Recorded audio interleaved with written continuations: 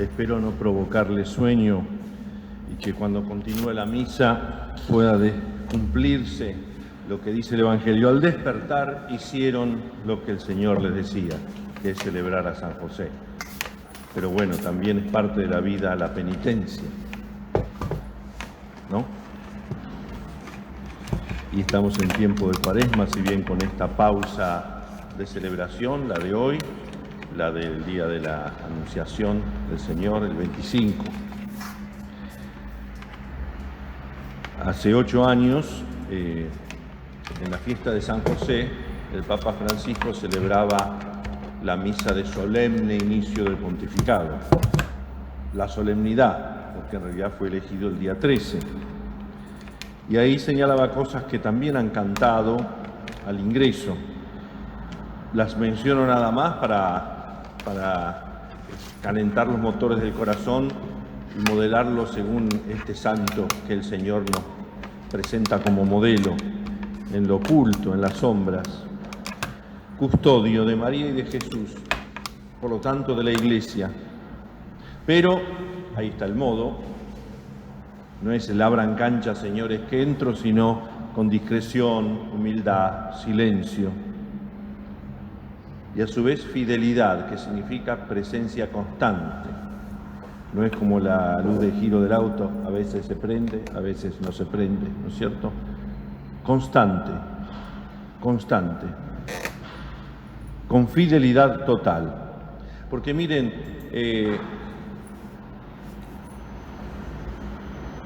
de Dios en el Antiguo Testamento y en la Biblia se dicen muchas cosas lindas, por supuesto, y nosotros algunas las aprendimos en el catecismo y otras las hacemos por pura deducción. Dios es eterno, eterno. Dios es, qué sé yo, todos los prefijos que queremos ponerle a omni, omnipresente, omnipotente, omnisciente, todo lo conoce, o todopoderoso, o suma verdad, suma bien, suma belleza. O a veces le ponemos prefijos para negar en él imperfecciones que nosotros vemos en nosotros. Entonces decimos Dios es infinito, inmenso. En México tendría que explicar que no es que no sea menso, sino que no tiene medida, inmortal. Pero aún así no le encontramos una palabra en la que nos sintamos cómodos, porque si yo digo Dios es eterno, nosotros no tenemos experiencia de la eternidad. No. Porque si ustedes tienen experiencia de la eternidad porque dicen el sermón de Fray Carlos fue eterno, están equivocados. No porque no es pesado, largo, insoportable, sino porque no es eterno, dura mucho. Ese es el problema. O, por ejemplo, si alguno está haciendo de guardia, se me hizo eterna la noche, es un modo de expresar, pero no es que es eterna, duró tanto, lo que pasa es que me pareció una eternidad. No tenemos la experiencia de la eternidad, que es más allá del tiempo y del espacio. Pero ahí sí, hay una palabra que describe a José a imagen de Dios, y sería bueno que nos describiese a todos nosotros, que es la traducción en el lenguaje afectivo, que ese lo conocemos bien. O porque nos falta, porque no lo supimos dar, o porque nos falta porque no lo supieron dar, o porque lo hemos visto. La traducción de eternidad al lenguaje afectivo no es otro que la fidelidad. Ahí sí, todos tenemos experiencia o de infidelidad o de fidelidad, de haber sido infieles o de haber sido fieles, todos. Entonces decir Dios es fiel, eso es clave. Y si yo digo José fue fiel, lo entiendo, en buenas y malas, con atención constante a Dios, pero abierto a sus signos, porque yo puedo decir, Dios sí, para mí lo más importante, pero me puede estar hablando.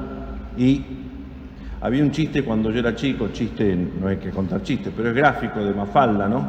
Ustedes saben que el personaje de Mafalda, bueno, son todos simpáticos, pero Felipito es un hombre soñador, pero siempre estaba en otra, siempre estaba en otra.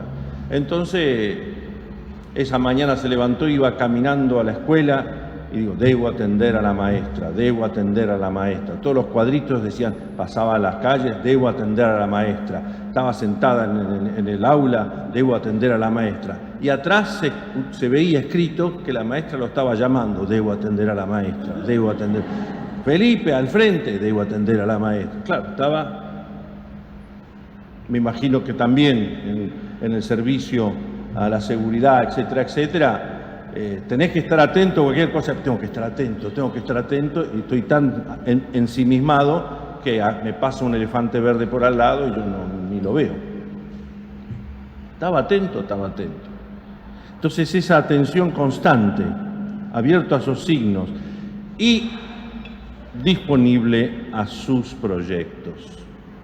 Y ahí tenemos que Mateo, ustedes saben que hay distintos relatos evangélicos. Mateo se concentra en José y en los magos, y en cómo a José y a los magos Dios les transmite cosas, especialmente a través de los sueños. Lucas se concentra en la Virgen y en los pastores, pero no hicieron la grieta, están juntos, y cada uno encuentra ese llamado de Dios en cada uno. Porque escriben a comunidades distintas, en épocas distintas, y ellos son distintos, Lucas y Mateo. Y cada uno encuentra de alguien muy amado cosas particulares, porque así es el corazón. Y el evangelio que leyó el padre Adrián es llamada la Anunciación a José.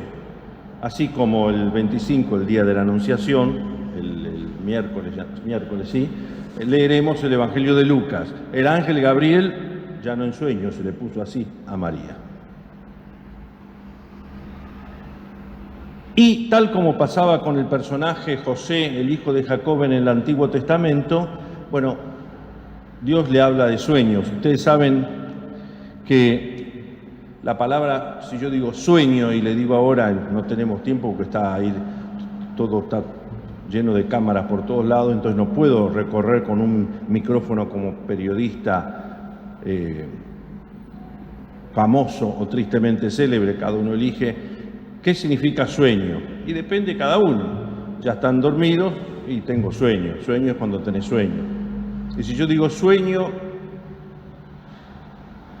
cada uno puede decir ideales, proyectos, los sueños de nuestros próceres, los sueños que tenían nuestros padres para nosotros, el sueño que yo tengo para esta comunidad. No se puede vivir sin sueños, a pesar de que en la Escritura hay un texto que dice: vanas y engañosas son las esperanzas del necio, el insensato, y los sueños dan alas a los insensatos. No se puede atrapar una sombra ni correr detrás del viento. Eso es dar crédito a los sueños. Parece que pinchara el globo el Antiguo Testamento. Las visiones de los sueños no son más que espejismos, adivinaciones, sueños, son cosas vanas, puras fantasías. A no ser, dice el libro del Eclesiástico, a no ser, y en eso estamos, que los envíe el Altísimo en una visita, no les prestes atención.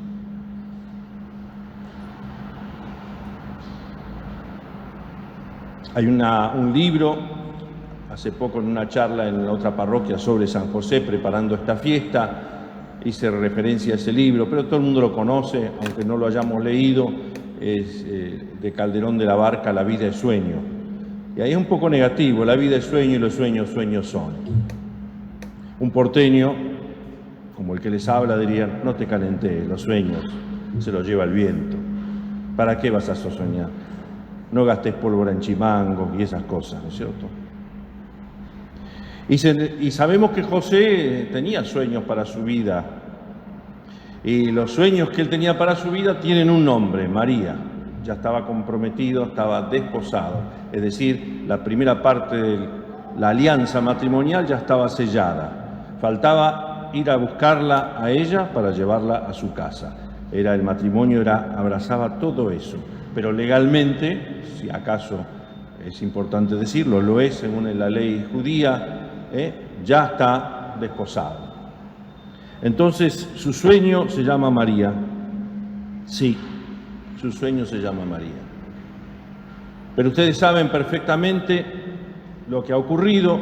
Él sabe que su mujer, su prometida, aquella con la que se ha desposado, espera un hijo o hija. Lo sabemos. Sabemos ahora por qué es el hijo. Pero él... Entonces, les ha pasado algunas veces que sus sueños se hacen añicos. No es que se rompen, porque busco un pegamento de esos pegatodos que hay ahora y lo pego. No, hacerse añicos es la cosa típica, la más delicada, el cristal, se cae al piso, no podés juntar los pedazos, salvo para tirarlos a la basura. Pero cuando el corazón se hace añicos, ¿qué podemos hacer? Cuando masticamos vidrio, ¿qué podemos hacer? Dos cosas. Una, tragarlo. Pero ¿saben lo que pasa si uno traga vidrio? Te podés tragar una lapicera, te podés tragar, que, bueno, habrá que abrirlo, sea una cosa, en fin. Puede un buen cirujano sacarte lo que te tragaste. Pero tragarse vidrio no. ¿Cómo se llama? Internas, lesiones internas, te desangrás. Y si no te lo tragás, podés tener otra solución, que es entrar en conflicto, escupirlo. Y cuando se escupe vidrio, ¿qué pasa? Herís al otro. Herís al otro.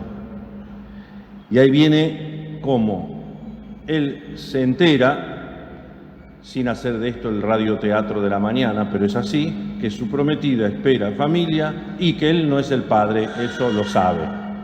Exactamente, él comenta y está bien que lo haga. Él no es el padre. Entonces es difícil no solo que se te hagan bolsa o añicos tus sueños, sino comprobar que en los sueños de tu amada no tenés lugar. Ay, eso es difícil. Difícil. Ella lo sabe.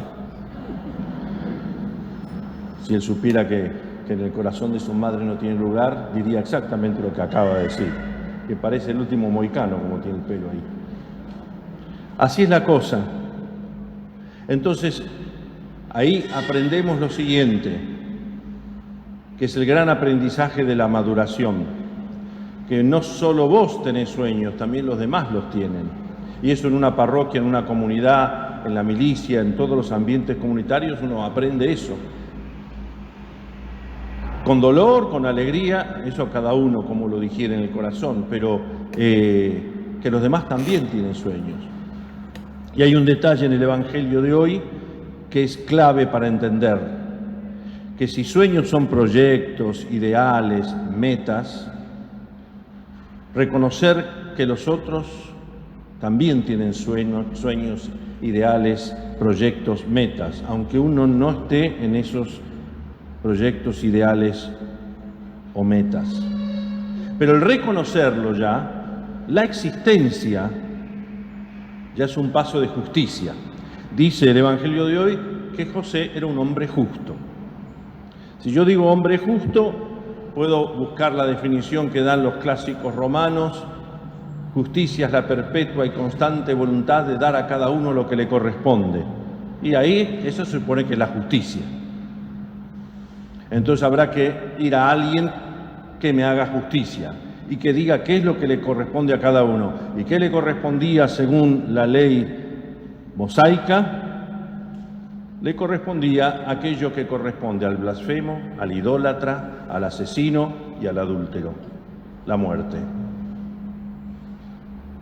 Los únicos 4 pecados que no tenían posibilidad de zafar en el sentido religioso.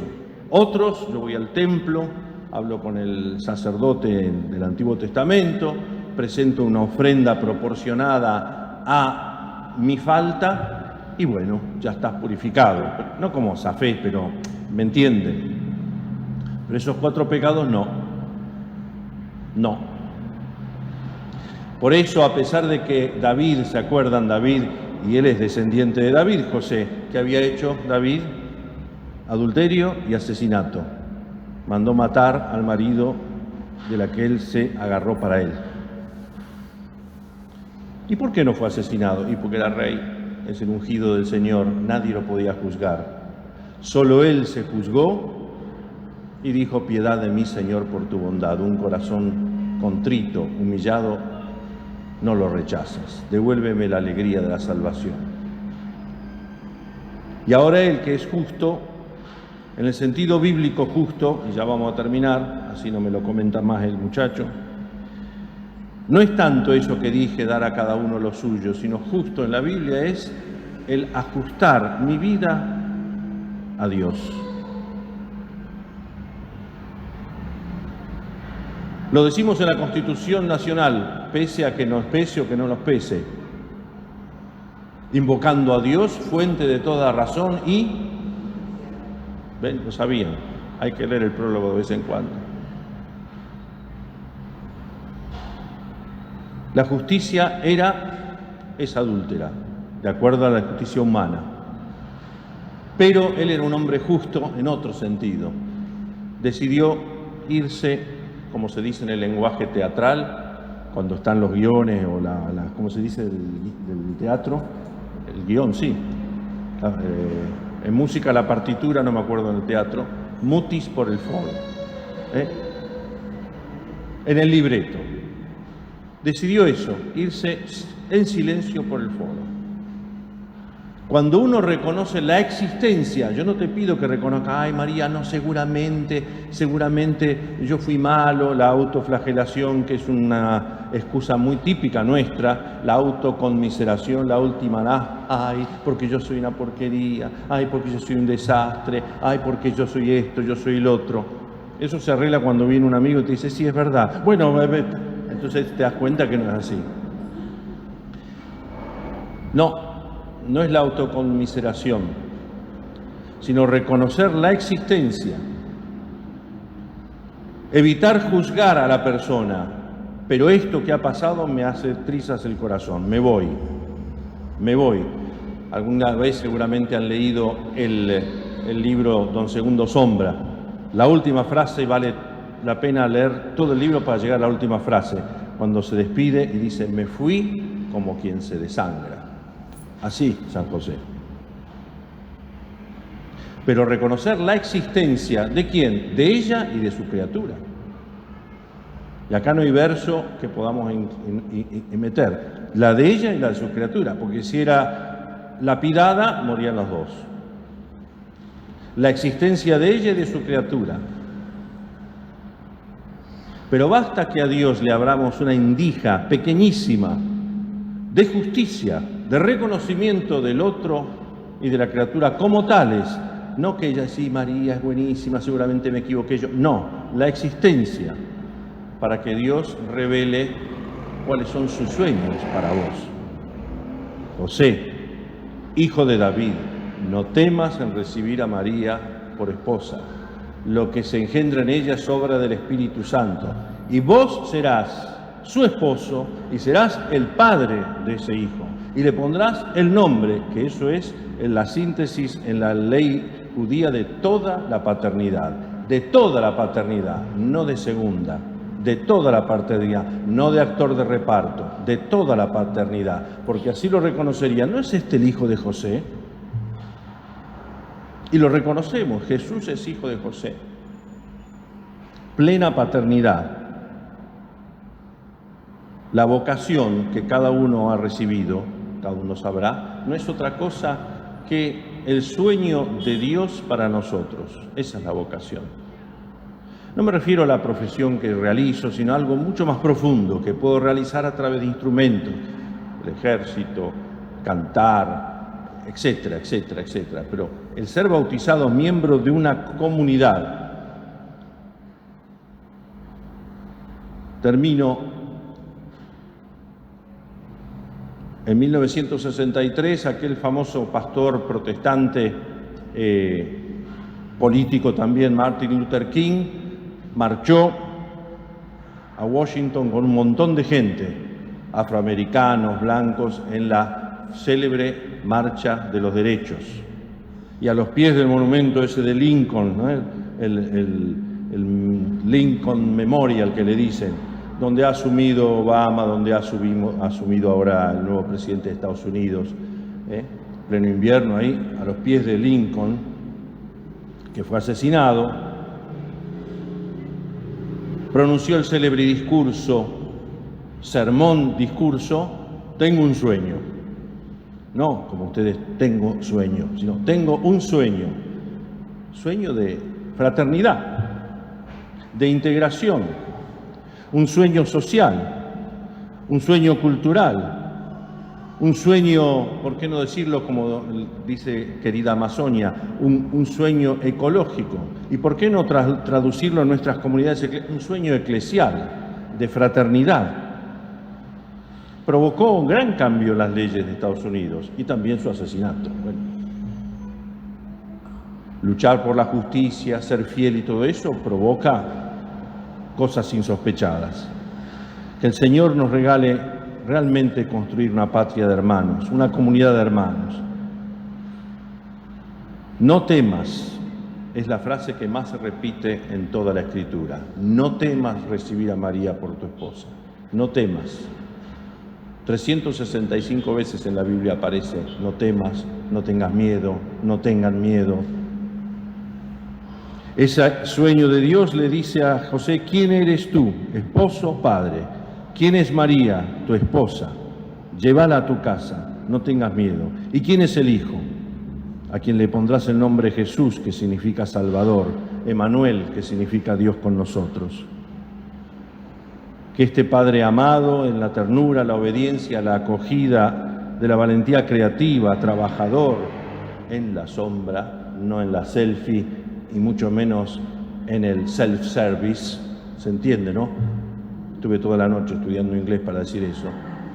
Arreglátelas como puedas, hacé la tuya, sea el que modele nuestro corazón. Felicidades, querida parroquia, felicidades a los que celebran hoy aniversario matrimonial. Aquí estamos, algunos, 40 años nada más. ¿Quién da más? ¿Quién da más? También felicidades a Clara, que va a renovar ahora, ni bien termine el sermón, su propósito de consagración como viuda en la iglesia. Demos gracias a Dios por todo esto e invito entonces, antes de la oración de los fieles, a Clara, que viene haciendo su procesión como los celebrantes,